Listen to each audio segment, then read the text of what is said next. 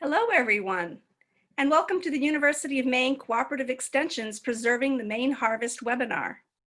I'm Lisa Fishman, and today we'll be joined by my other colleagues, Lori Bowen and Kathy Savoy in the demonstration kitchen. Thank you for joining us for these webinars that are designed to correspond with what's growing in your garden and what's for sale at local farms. With the growing season well underway here in Maine, we've got your answers for how to preserve these foods safely. Our webinars provide guidance according to the current USDA recommendations for preserving food at home. The mission of the University of Maine Cooperative Extension is to help Maine people improve their lives through an educational process that uses research-based knowledge focused on issues and needs. Our educational programs include agriculture, horticulture, including master gardeners, 4-H youth development, food safety, and nutrition. Today, we'll be focusing on atmospheric steam canning, a new, safe alternative to using a boiling water bath. But first, some housekeeping. We have our webinar set up so that you can see and hear us, but we can't see or hear you. We welcome your questions, and we have scheduled time to answer them throughout our presentation. So please ask your questions through the question and answer box at the bottom of your Zoom screen and type your question into that box. Thanks for joining us. Now, let's get started with a poll. Lori? Okay.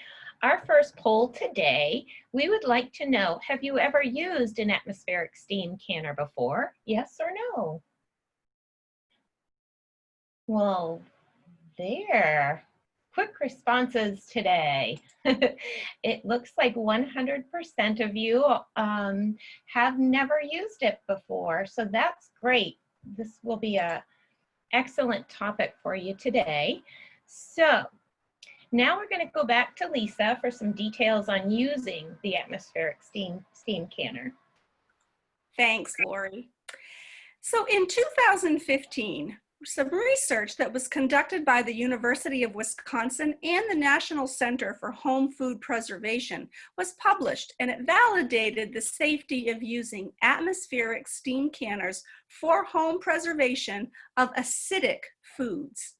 The research assessed the temperature distribution in the steam environment surrounding the jars in the dome-style steam canner, as well as the heating patterns of several different types of foods during processing and cooling. We will include a link to this published article in our follow-up email if you'd like to take a deeper dive into the science that backs up the safety of the atmospheric steam canner. Let's talk a little bit about the difference between a boiling water bath canner and an atmospheric steam canner. Boiling water bath canning is the process of immersing the jars in water and using the boiling water itself to raise the temperature of the jars. Atmospheric steam canning is the process of boiling the water below the jars and using steam to heat the jars. This piece of equipment is also commonly known as a steam canner. Atmospheric steam is not pressurized, so it does not reach the high temperatures produced in a pressure canner. The temperature in a steam canner reaches between 212 and 210 degrees Fahrenheit, just like the boiling water bath canning process. The atmospheric steam canner can be used in place of a boiling water bath canner as long as the following conditions are met. You would process naturally acidic foods like fruits, or those that have been safely acidified like pickles. Foods must have a pH of 4.6 or below to be safely canned in an atmospheric steam canner.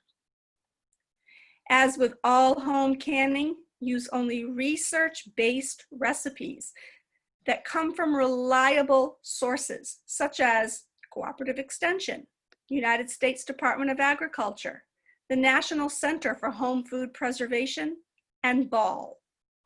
Research-based recipes developed for boiling water bath canning can be used with the atmospheric steam canner. Tested recipes approved for half pint, pint, or quart may be followed. Jars must be preheated before filling with food. Minimize the cooling of food and jars prior to processing. You must work very quickly.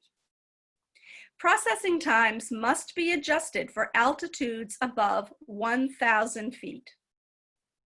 Since the atmospheric steam canner has a smaller volume of water than a boiling water bath canner, the foods that can be processed in it must have a processing time of less than 45 minutes.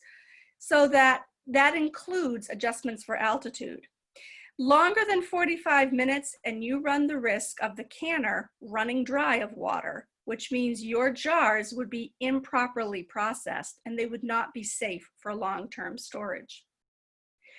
Monitor the canner so that the temperature in the dome reaches 212 degrees Fahrenheit by using a thermometer inserted in the vent or reading the temperature indicator on the lid. The atmospheric steam canner cannot be opened at all during processing. Cooling of the jars must take place in still, ambient air with no forced cooling or exposure to cool temperatures. So keep your windows closed and keep the fans off any of the jars. Any drafts can cause those jars to cool too quickly and impact the safety of the product. The advantages to using an atmospheric steam canner is that they use much less water than a boiling water bath canner, and so therefore it comes to a hot temperature quicker. This results in less time spent waiting for your water to boil, and they are far more energy efficient. Brands of atmospheric steam canners that we are aware of include Victorio and Back to Basics. You may have luck finding these items at large department stores, hardware stores, or online. We're going to pop over to the kitchen now and join Kathy on tips on how to use the atmospheric steam canner. Thanks, Lisa. So here we are in the demo kitchen, and today we're going to highlight the atmospheric steam canner. And I'd like to start out by telling you about the parts and pieces of the atmospheric steam canner. So here is the unit, and as you can see, it has a very shallow base. This is the bottom of the steam canner. It also has a rack in the bottom of it, which I will pull up for you to see. And this is very similar to a boiling water bath. You have a rack in the bottom of your boiling water bath. And so you can see we have a very small amount of water in the base, and actually it's 2.5 quarts. It's enough water to just come up to that rack that's in the base. The other parts and pieces of your atmospheric steam canner include the dome lid. So you can see that this is a large part of the unit, and all that's in here is the inside of a dome. And it's all of this air that you will be looking to push out of the vent during the heating phase of using an atmospheric steam canner. So here's the dome lid, here's the vent hole, and then this unit also has an indicator knob on the top. And we've got a close-up picture of this to show you later on. But know that it's this knob that I will be looking at to determine when I can start my processing time. I will also be looking to the vent hole to see when I get a large plume of consistent steam coming out of there. Those are two of the indicators to know when it's safe to start your processing time. So you're going to get to see me use this piece of equipment as I go through the process of canning one of my favorite foods for my family, which are dilly beans, also known as pickled green beans. So I'm going to walk you through the steps of filling a jar, and then we're going to get the steam canner heat it up, and we're going to show you how to process foods in it. So I've got a packed jar here of beans and also the spices that are classic to a dilly bean recipe, which include garlic, crushed red pepper or cayenne pepper, and dill seed. And I've also got a prepared brine here, which is equal part water to white vinegar, and then some canning salt.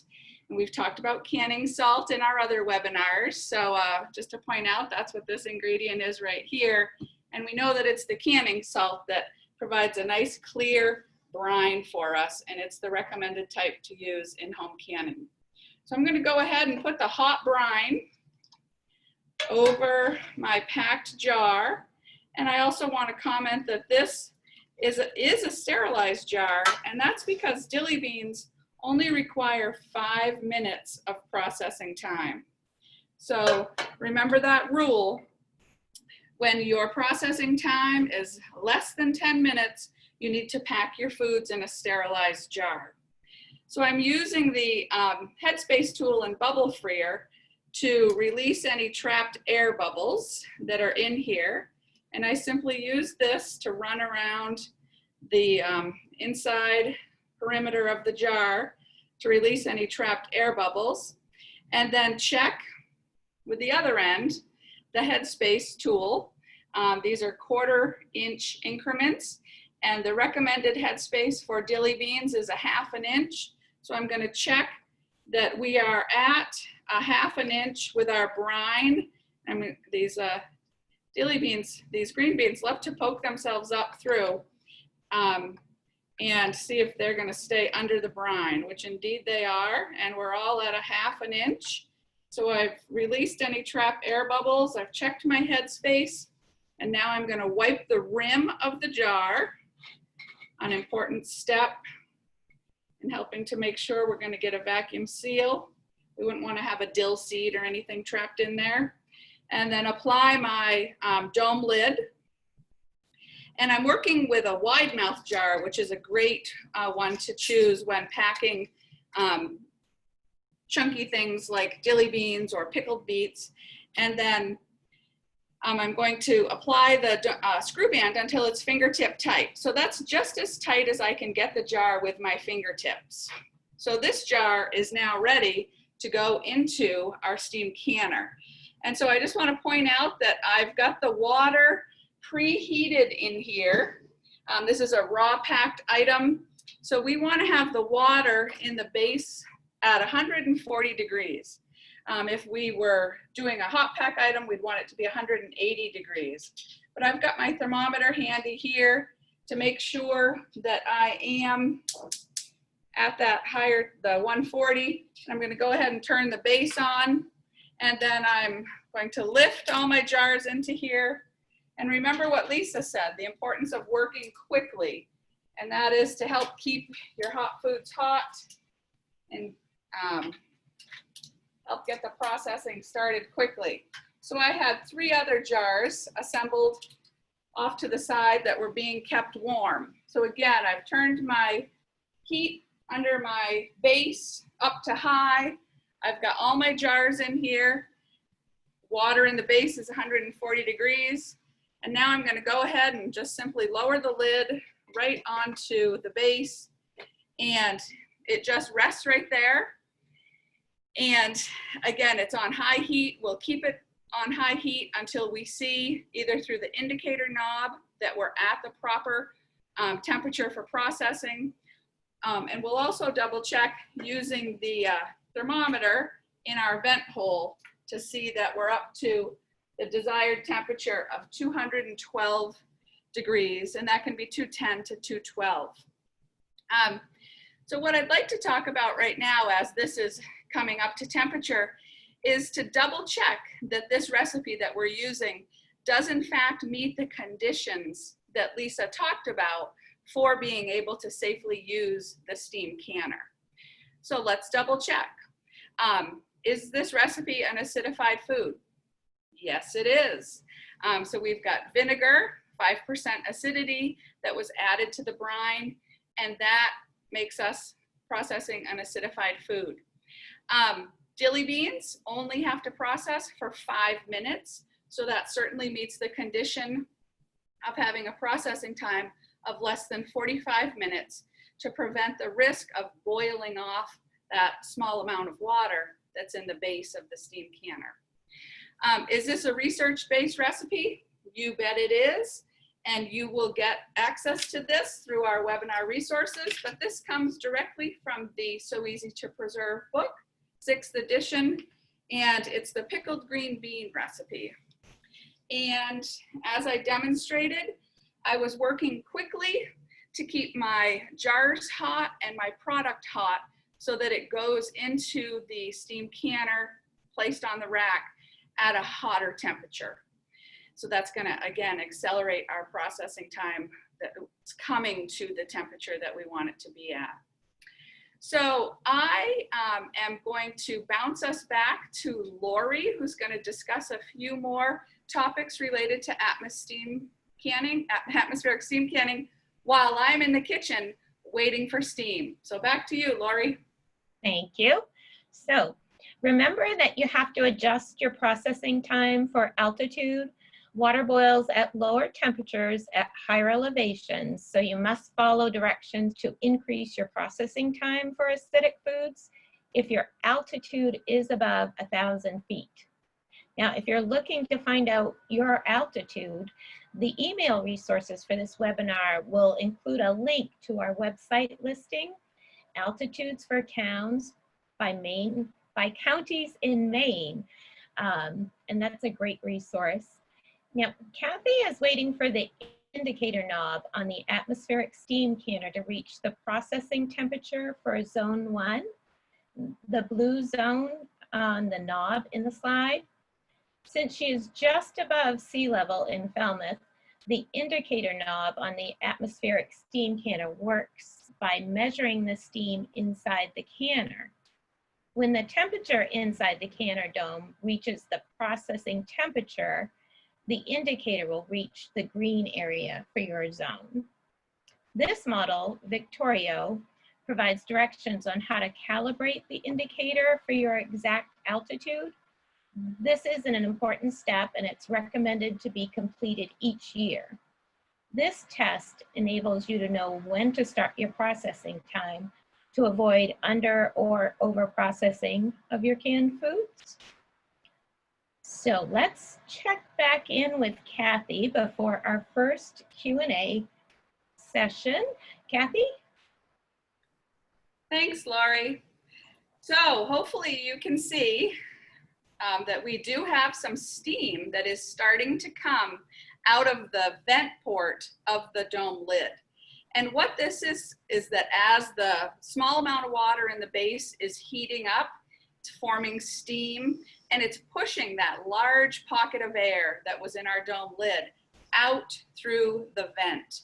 So what we want to do is double check that it's a high enough temperature to ensure that we do have a lovely dome in here of encased hot steam that's at 210 to 212 degrees. So you can see that it's not quite a steady stream of steam that's pouring through here yet, so you can tell that it's still pushing out pockets of air. And as I look at my indicator knob, I can tell that I'm getting close to that processing time for the altitude that I'm at. And what I'm going to do right now is check to see with my thermometer, and this is just an instant read thermometer, what the temperature is that we're getting in here. So this fits right through there. And while I'm doing that, I want to take the time to also emphasize that we never pick up the lid during processing. And remember, this is just atmospheric steam, so it's not under pressure. But if you were to pick up the lid, you would disrupt all of that lovely high heat that you've developed in there, and you'd have to basically start over. So as I'm looking, I'm reading my thermometer, and we are in fact at that 210 degrees based on my instant read thermometer. And if I tiptoe and look at my indicator knob, I'm also in the safe zone for starting my processing time. So I'm gonna go ahead and do that. I said before that it's 5 minutes. So I'm gonna do that and bounce it back to Lori, and you can join me in the kitchen as we continue to process. Lori? Okay. So we have a question from Marjorie, and it's, can you use a different vinegar, like rice vinegar, for your dill bean recipe? And I can answer that question. And you want to make sure that any vinegar you use is reduced to a 5% acidity level. And so you know that generally speaking, the white distilled vinegar and the apple cider vinegars are always going to be at that 5%. But if you're going to be looking at using any other of the flavored types of vinegars, you want to make sure that somewhere on the label it says 5% acidity, and you're good to go. You can use any vinegar you want as long as it's at 5% acidity. And do know that the flavor of the vinegar might have an impact on that final product. Thank you. Joanne has a question. Can you sterilize the jars in the atmospheric steamer? You want to sterilize your jars in a pot that's deep enough to hold the jars so that they can all be submerged under hot water and boiled for 10 minutes. So if you're using the atmospheric steam canner, when Kathy pulled off that dome cover, you saw that the base indeed was quite shallow. So you're not going to be able to use the steam canner to sterilize your jars because you're not going to be able to submerge those jars under the hot water to get those to all boil for 10 minutes. So I would say that's a no. Okay, and our next question is, can a pressure cooker substitute for the atmospheric pressure canner? So the foods that are going to be processed in the atmospheric steam canner are those highly acidic foods that you normally wouldn't be putting in a pressure canner in the first place. So these are those pickles and relishes, those jams and jellies, and those fruit products and tomato products. So probably not would be the best thing. They might end up being a consistency and a quality that's a bit overdone that you really wouldn't want. But you can substitute the boiling water bath canner in place of the atmospheric steam canner. Those two canners are indeed interchangeable, and the instructions for those foods that are processed in either one of them are also interchangeable. Okay. Our next question is, you mentioned 2 different temperatures that the water in the base of the steam canner needs to be depending on what you are canning, the hot pack versus cold pack. Could you repeat that? I sure can. So a raw pack item would be, you'd want the water in the base of the canner at 140 degrees. And then if you were doing a hot pack item, let's say something like applesauce that you had processed, you know, and it's warm and you're packing it into hot jars, that would be 180 degrees.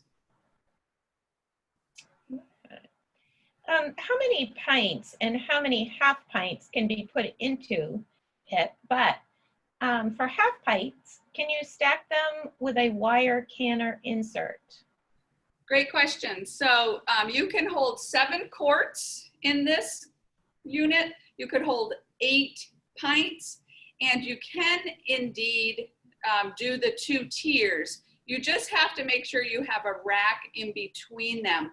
But that would only be for the smaller 4-ounce size jars, because that's all that would really fit in here. Even an 8-ounce jar would be too close. So you can do the 4-ounce jars in a tier of 2.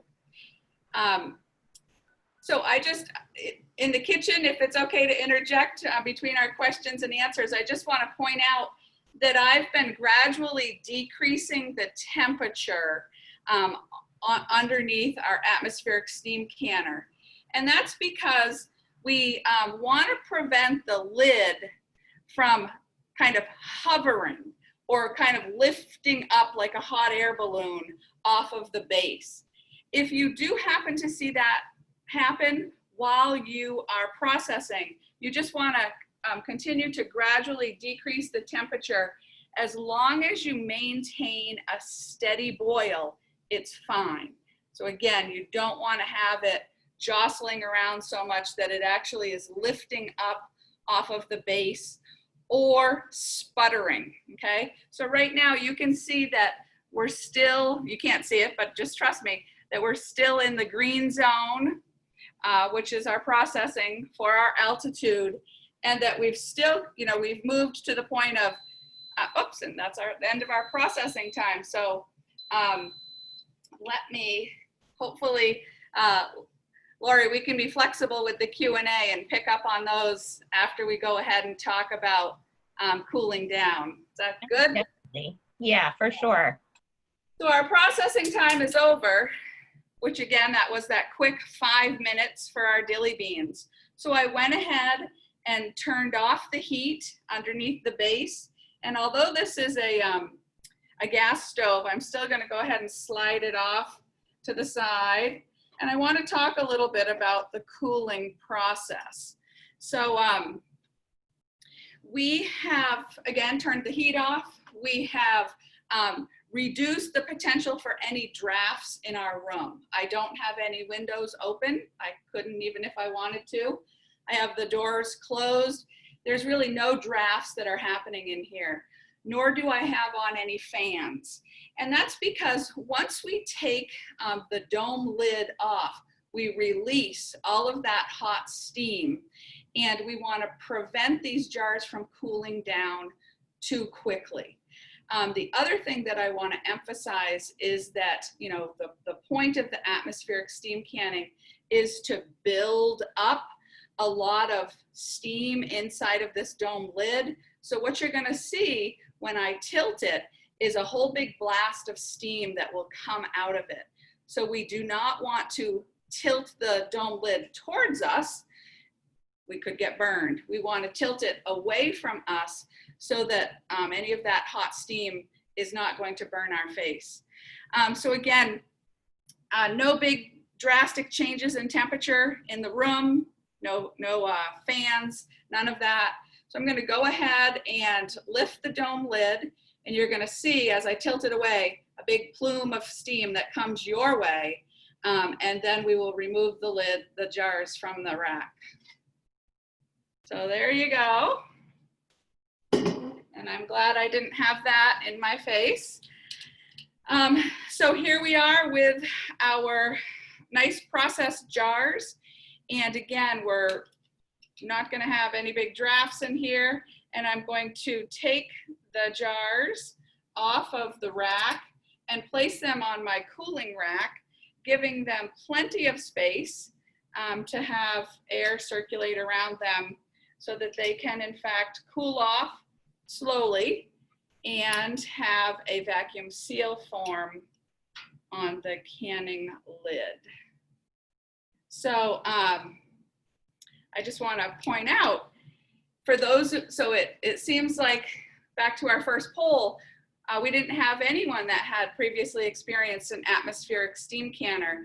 And we told you that processing in an atmospheric steam canner is a quicker way. You're more energy efficient. So you can see that, yes, indeed, we were able to get a jar of dilly beans in and out pretty quickly because we're working with a very small amount of water compared to a boiling water bath. So I'm gonna let these things cool off, and I'm gonna bounce it back to Lori to get us back on schedule. Thanks, Lori. So I have the most timely question then. We have a question from Kathleen, and she says, this seems like a lot less hassle than water bath canning.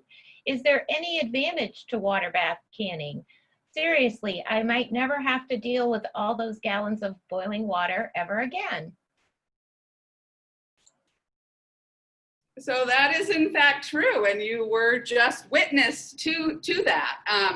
You know, when you've got 2.5 quarts of water in the base of this, which, you know, you can see how small this is when I hold my hands up to it, compared to the depth of the boiling water bath, which you may be able to see behind me on the refrigerator, which remember has to go 1 to 2 inches of water over the tops of those jars. So you are indeed spending a lot more time of your time waiting for water to come to a boil. And you're also spending a lot more money in the heat source, whatever it may be, to get that water up to the boiling point. So we do have a couple of questions about the affordability of the atmospheric steam canners. Can you speak to the cost or even the rough estimate of the cost? Well, we had said that was a piece of homework that we needed to do because we are fortunate to have had this product gifted to us. So, and I'm going to bet that our producer behind the scenes can be searching, or Lisa, did you look it up? Yeah. Okay. Yeah, so if you're looking, so some of the places that we mentioned that you could find an atmospheric steam canner might be your hardware store, they could be online, any large department stores. And the lowest price range that we found was in the mid-50s range, about 54, 55, 56. And that was through a department store that's large and has a W that begins with the word. And you can also go online at places like eBay and find them for up to about $75, $76, $77. So shopping around a little bit, you're going to see somewhere in the price range of between mid-50s to the mid-70s for a price range on these. Great. So we have two other questions, and I think they both pertain to high acidity in the foods that we're doing, but I'll just read one of them. When I mix some veggies such as mushrooms, celery, cauliflower, broccoli, carrots, carameled onions, how much time should I need to be sure they are to be sealed by the steam canner? So if you're looking to make a refrigerator type pickle out of these, they would not be processed in the steam canner at all. If you are looking for a sealed jarred product, most of the items that you mention in your mixture tend to be low acid vegetables, and they would not be appropriate for the the atmospheric steam canner. These are the types of foods that broccoli and cauliflower don't tend to can very well at all, and it's recommended to freeze these products as a method of preservation. And mushrooms, along the same lines, again, it's a very tender, very fragile type of vegetable, not recommended for home food processing. And celery, I also do not know of celery. So I'm not sure if this is looking for a pickled mixture with these vegetables in it, or if you're looking to have a long-term shelf-stable, non-pickled vegetable on the shelf. But they would not be appropriate for the steam canner unless they were in a vinegar solution, unless they had been acidified somehow. Okay, and I think we have time for one more question. What is the difference of using steam canning versus pressure canning? So steam canning, again, it's more comparable to a water bath canning. That's going to bring your temperature up to between 210 and 212 degrees. So that's perfect for those really high acid foods that we're talking about with our pickles, with our jams and jellies, with our tomato products, those types of things that are high acid foods. A pressure canner is for those low acid vegetables like our corn, like our beans and peas and all the goodies that are coming out of our garden now, and meats and soup stocks and whatnot. Those are all very low acid foods and require a higher temperature in order to be processed safely. And the only way to get that higher temperature is through a pressure canner, because no matter how long you boil water, it's gonna stay at 212 degrees. It's never gonna get to that high enough temperature to process those foods safely to kill all those bacteria that could lead to botulism. So that's the biggest difference between the two types of processing. Thank you. And one last question. Can you please repeat the number of half pints you can fit in? Sure. That would be 8.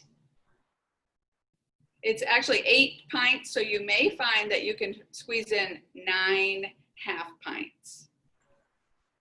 But again, you want to be leaving plenty of room here to allow that steam to circulate around the jars. So, yep. So we're back to me in the kitchen. Yes. All right, thanks, Lori. So I've got a few things that I wanted to talk about since we had such a quick process with our dilly beans. They are now resting here on the counter, which is what they will do for the next 12 to 24 hours. They remain undisturbed on your kitchen counter. I've got them on a cooling rack, and nothing needs to happen for the next 12 to 24 hours. And then after that, you're going to check to make sure that they have indeed formed a vacuum seal. And you can do that by simply looking at the jars. I can still see that the button closure on the dome lid is still raised. It hasn't given me that classic ping sound that we hear when we know a vacuum seal has formed. So I can see that. Later on, after the jars have cooled, I can actually rub my finger along the top of the jar, and if it hadn't yet sealed, there would still be a little bounce to that spot. So we do not want to see that. We want to see that there is, it is downward, the button is turned down, and that you have a nice vacuum seal that's formed on that jar. So after that time has passed and they're cooled down, you're also going to want to rinse off your jars. Sometimes, particularly with pickles, you can have a little salty brine that works up on the outside of the jars. So you want to rinse that off, and you want to label and date your jar to make sure you know what it is that's in there. And in my house, we love to come up with a fun name for each of the different batches of product that we make. So who knows what I might name this batch, but I definitely include the word dilly bean and the date that they were processed so I would know what they are. And we actually store our home canned goods with the screw band removed, because you have a nice vacuum seal that's formed on the dome lid.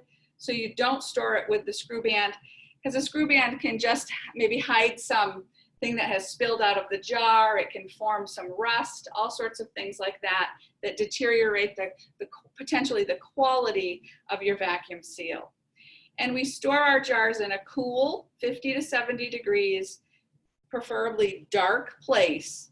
And home canned goods should be used within 1 year. Dilly beans need to have at least 2 weeks to develop their great flavor that we love to taste. So you store your home canned goods for up to 1 year. And then once you open the jar, you refrigerate it and use it within 2 weeks. And I can guarantee you that dilly beans in my house tend to not even last 1 day once I open a jar. So dilly beans isn't a problem in my house to meet that requirement of consuming your home canned goods once opened within the 2 weeks. So that's what I have from the kitchen. I think we're going to bounce it back to Lisa, who's going to talk about, since we have time, some outdated home canning methods. You betcha. So canning, home food preservation is a science, and things have changed over the years. We're constantly learning and doing recipe development, testing, learning about new research that's going on. And so like anything, we have evolved over the years. So there are some canning methods that used to be in popularity. They were the gold standard maybe a couple generations ago, but they're now no longer recommended methods of canning. So one of those methods is open kettle canning, and that used to involve pouring hot food into your jars and allowing the heat of the food itself to cause the jars to seal. So that does not adequately destroy any of those molds or yeasts and bacteria. It does not drive air out of the jars in order to create a strong vacuum seal. So it's no longer recommended. Again, Grandma used to do that, but it is not recommended because we know that it's really not the safest method to be using. The inversion method of canning simply is It's a type of open kettle canning where you fill your jar and then you put your lid on and then you simply turn the jar upside down until it's cold. And when you flip it back over, the jar appears to have formed a vacuum seal, but it's not a very strong vacuum seal. And again, the jar was not processed to kill any of those yeasts, molds, and bacteria. Oven processing, where jars are filled with food and they're placed in the oven. You have a very high incident rate of jars breaking with this method.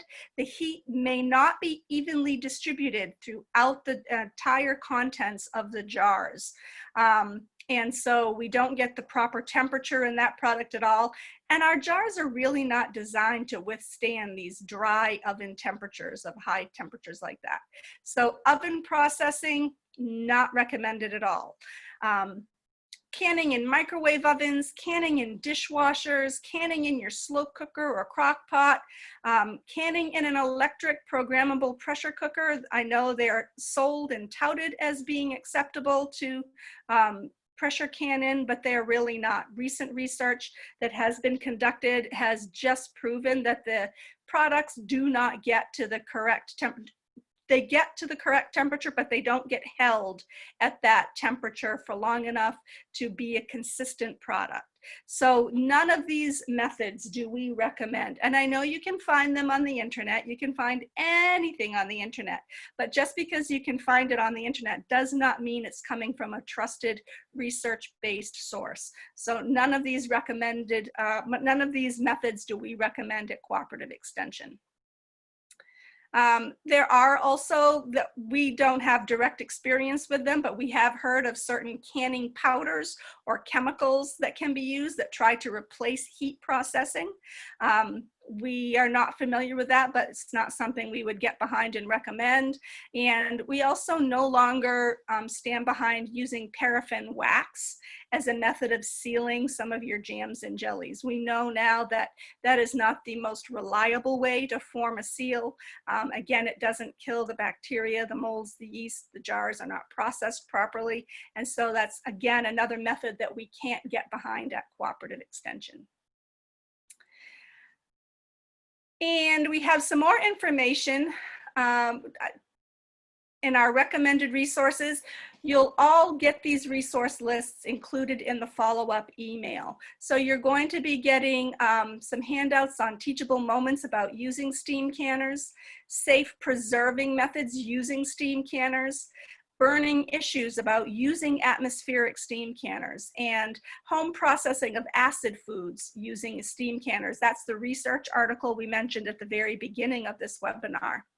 You will, of course, receive the recipe for the pickled dilly beans that Kathy made. They looked so good. You'll also be getting a resource that will indicate the elevation by county. It's a website that we can link you to that will show you, based on where you live, what your elevation is so that you can adjust your altitude if necessary. You'll also be receiving some of our extension publications and the University of Maine USDA Complete Guide to Home Canning, National Center for Home Food Preservation, Ball Blue Book. These are all the recommended sources that we stand behind at Extension for research-based recipes. We also have a resource to help you find local produce.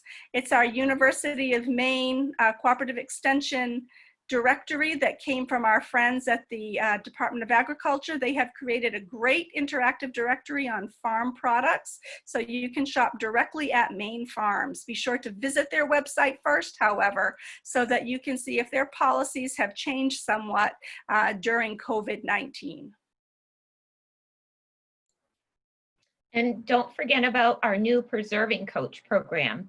This is an opportunity for Maine residents to be paired with a trained master food preserver volunteer for preserving advice throughout the growing season. Your Preserving Coach can provide advice by phone, email, or perhaps in person later in the year if we're allowed. We have a handful of people enrolled and still plenty of interested volunteers.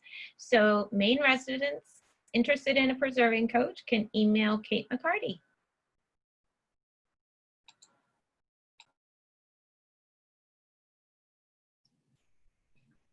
And these are our upcoming webinars you can see listed. I know we just have a short period of time left, but I'd like to see if Laurie's got a question that she thinks, a final question that should be asked related to our atmospheric steam canning. I do have a particular question I want to get on the air. It says that you have stressed the need for no drafts in the kitchen while the steam processed jars are cooling. I just want to confirm this is different than with water bath canning, correct? You can have the windows open in the room when your water bath processing jars are resting? So with either method, you want to really reduce the contrast of temperature from super hot to cool.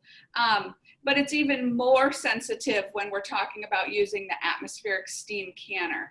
I can attest to a mistake that I made when the first time I used the steam canner. I had a door wide open, a big huge breeze came through, and as I removed the dome lid, I heard pop, pop, pop, pop, and all of the jars sealed, and I thought, ooh, that doesn't seem right.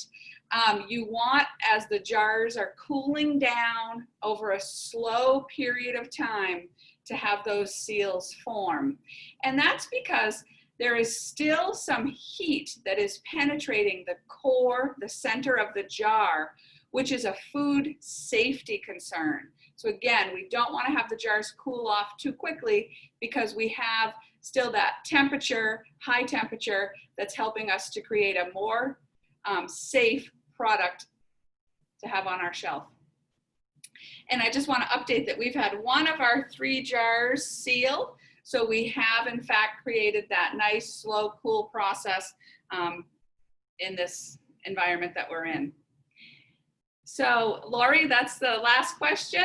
And I know we're right at 2:45, so we want to say thank you to everyone for joining us, and we hope that you'll join us for one of our other upcoming webinars that are featuring our lovely Maine grown foods as they are in season. So thanks everyone, and we hope to have you join us next week.